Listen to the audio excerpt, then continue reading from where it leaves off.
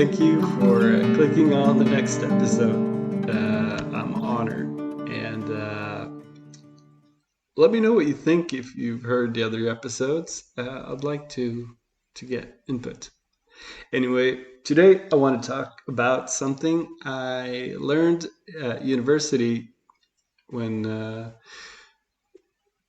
I was taught about research and research ethics and how conclusions done in research and findings, how they can be reliable and how they can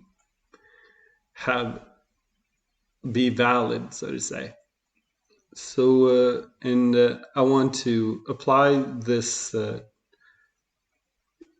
transparency in method to objectivity to truth, because by being open, vulnerable, curious, and transparent, we can allow ourselves to be checked, and we can allow others to check us. If you are really desiring to understand something and understand something to be true, it is, from my point of view, it's a necessity, because we do not want to affirm something that we know to be true, but we want truth. And that goes to say, from whatever perspective you have and in whatever field you have, but also, for example, in what we're talking about here, having a healthy worldview in how we understand our experience as individuals. And so I just want to continue on transparency in methods, transparency of truth.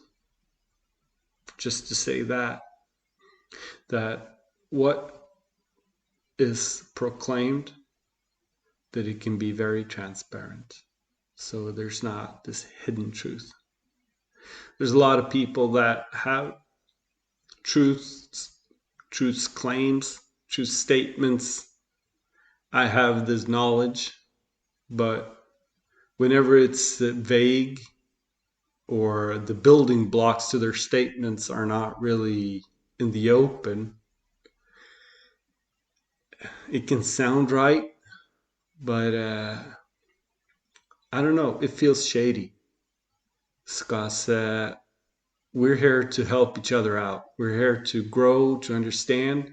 And if you're just willing to be transparent and share what you have learned, then it can be applied by others around you, and it can benefit you and others. So if people are having truth claims, I believe it's necessary that it is transparent. So the reliability in finding of truth is vital for other people to accept it, how we have come to know, and how we can affirm it with validation. Because how can people rely on it? And how do we know that it's valid? Because if it's just based on fiction or fantasy ideas, or nothing that has to do with reality,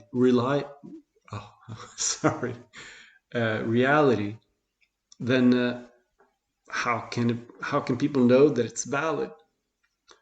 So just to say that a clear and visual approach to an object or a matter will let me know myself that I can confide in my understandings or my results.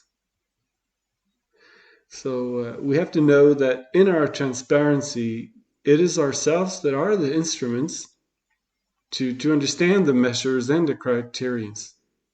So being open is such a quality, and it brings confidence to what you are claiming. It must be a trustworthy method that other people can relate to. And the method of, or the trail of thought, must have the ability to be checked for flaws so that people can see, well, right here, you might have this confused, or I've never really thought about it. So that has to be applied in what you're saying. So that gives, well, they can validate different areas of your thought trail.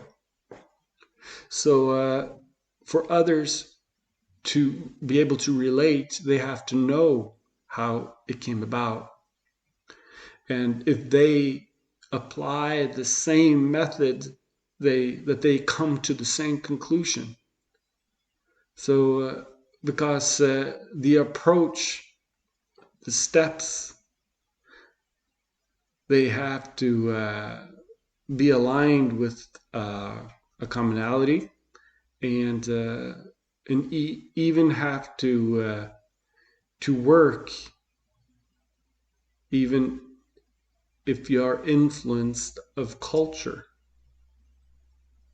or just yourself, how you're brought up, or you're prejudiced.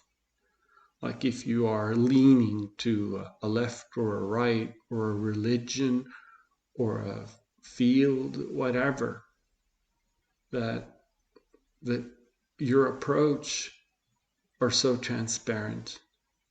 And of course, we can't reject the thought that we have the ability to be affected by culture. But we have to be cautious and just be aware.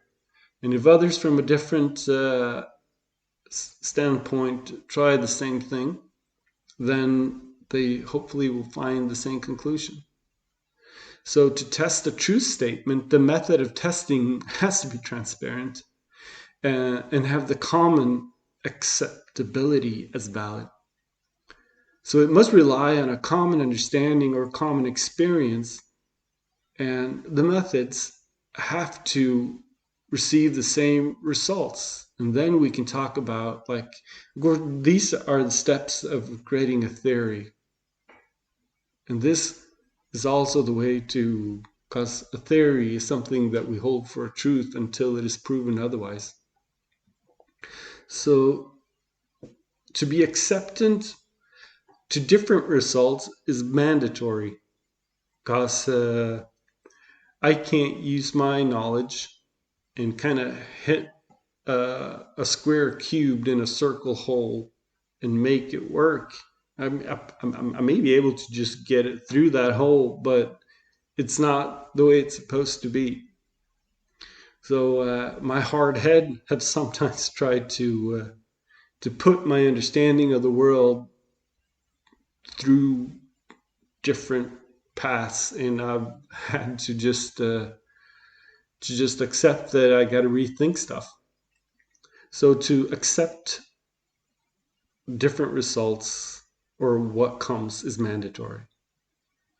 Because if we make a fixed experiment, then it only works in that thought process. It only works in the way you hold it for true. And it might be something that only works for selected groups that have your mindset. But if you allow a truth to be checked from different cultures, different fields, different backgrounds, then we can start talking about something being absolute truth.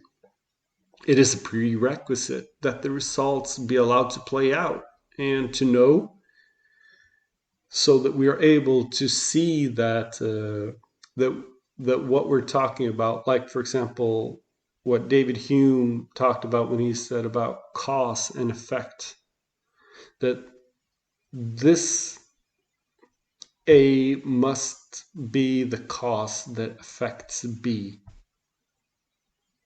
And we have to make sure that there's not like a C that affects B, but it is actual that very substance that leads from A to B to C, and that shows the cause and effect. So a bias in acceptance of results will just skew the analysis. So we have to be aware and be humble and be open and just be transparent. So therefore, I think our past evidence and encounters must be recognized as hypothesis or proclamations until you can really prove it. So you can test it for yourself that it holds water. And that's very important. So we can be honest with ourselves and be willing to be tested by others. So to test, like in science, to test an object for material content, we must find the elements it contains. You can use, go to a microscopical level, and you can see the building blocks. We break it down and find what it's made of, and to see, then we know the object. So truth has to be tested the same way. The test of causal effects. It has to eliminate any misinterpretations so that we know what comes before the other. So small microscopical details will change the results and create different products. That's why when we try to understand stuff, it has to be very simple building blocks so we know what we're talking about, so we don't get confused. And it has to bear confidence in the other people around us, so that we know that we're talking about the same things and we can come to the same conclusions. So if we are able to be transparent and show how we came about our understanding that this has to be true, then it's a healthy way to go about. Because